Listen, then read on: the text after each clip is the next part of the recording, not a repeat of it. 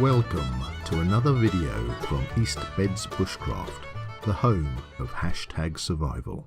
Greetings bushcrafters and survivalists, it's Buzz here with another video, this time concerning this item here, which has appeared in a couple of my videos in the background, and so I thought it was about time I did a video about this, because this is going to be one of my restoration projects. Now, I know a lot of you will probably recognise this. This is an Aladdin paraffin heater, and boy, this brings back memories. But before I start sort of reminiscing, let's take a look at it. It's a little bit grubby, a little bit dirty. Well, I say a little bit, it's quite dirty actually. We've got red paint that seems to have gotten on it from somewhere, I don't quite know where. It's got quite a lot of rust in places around it. Let's turn it around. Yeah, so it's in need of restoration. I've been thinking, okay, how shall I approach this? Because I could rub this down, rub it back, and then respray it, because I've already sorted out some heat resistant paint, which should go well colour wise. But it has still got a little bit of an Aladdin, original Aladdin sticker here, nameplate, which do you know, I don't know if it's possible. See, the thing is, I'm a bit worried if I try and mask over that and then I spray paint it, I'm going to have like an edge around it, and then when I take the tape off, I'm probably going to end up pulling some of that off anyway. So what do you think? Do you think I should ignore this? I'm in two minds. I'm thinking maybe what I should do is to clean it thoroughly, okay, to clean up and get as much rust off it as possible where necessary, get this red paint off, bring the paintwork that it has back to as best as can be. Okay, if I turn it around here, you know, the old chimney stack on it has got a few cracks on the enamel paintwork.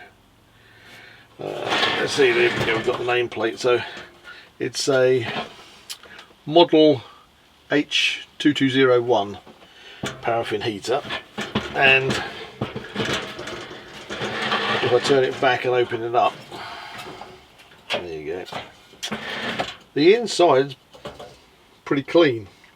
It's still got the burner diffuser, everything is in place. And if I let's try this, if I just wind that, there you go, can you see the wick going up, and then it should start going back down again. So there we go, wick up and down, that's all working. And the wick seems to be in pretty good order, because when I took the actual filler cap off,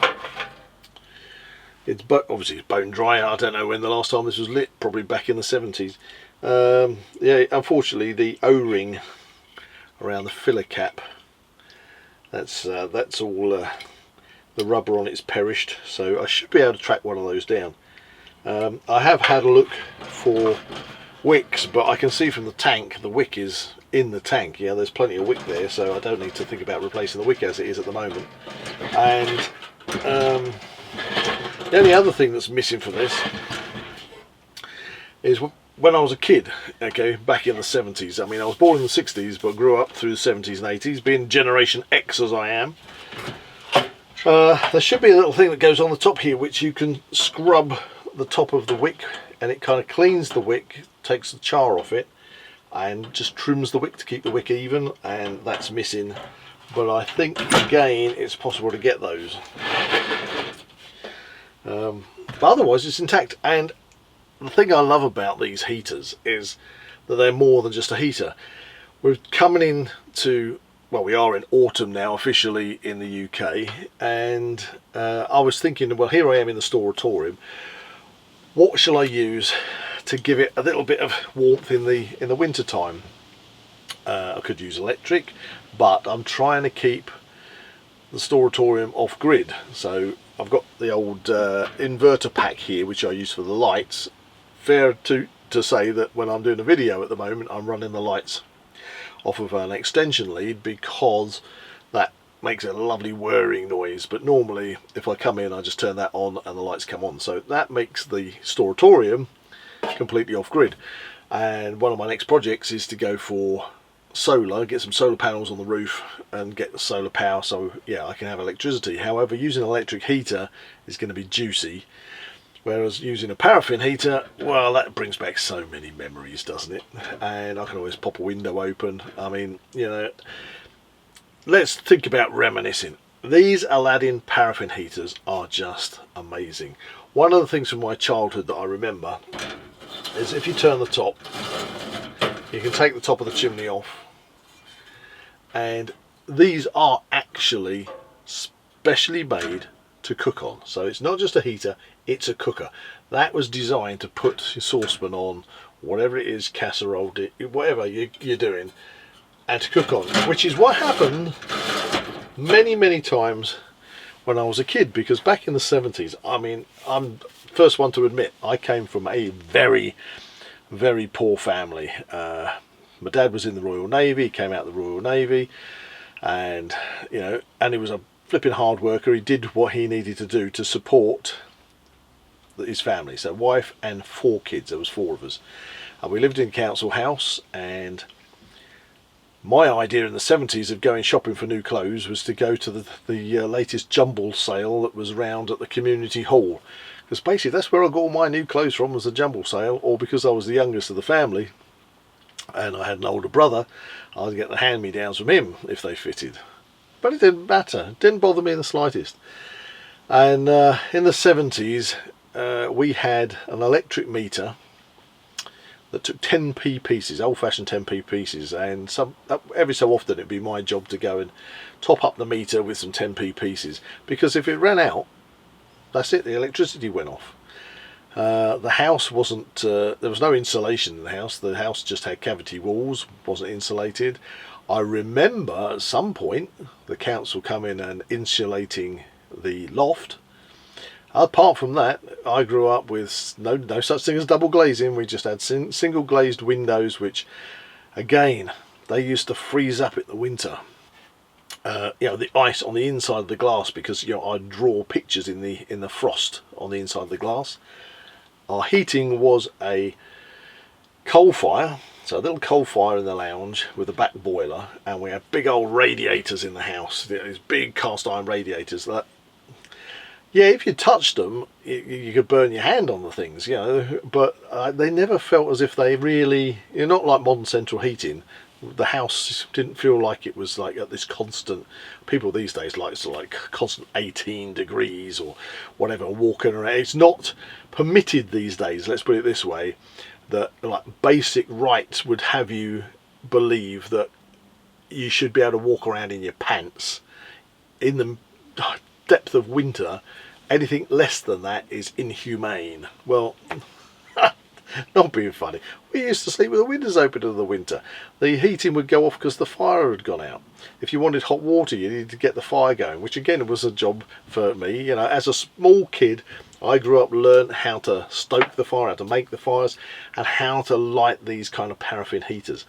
And when in the 70s, you know, especially when we had the power outages because of the miners' strikes, then my dear mother, she used to cook us meals on this type of stove, and she used to do baked potatoes underneath the coal fire, baked potatoes, and she'd do a pot stew on here.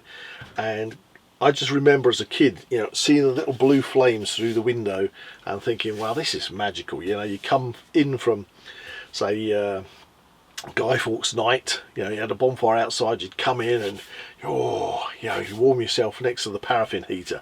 Or, you know, it's winter time, you've been making snowmen, and you come in and there's that paraffin heater with that kind of homely smell that pervades the house.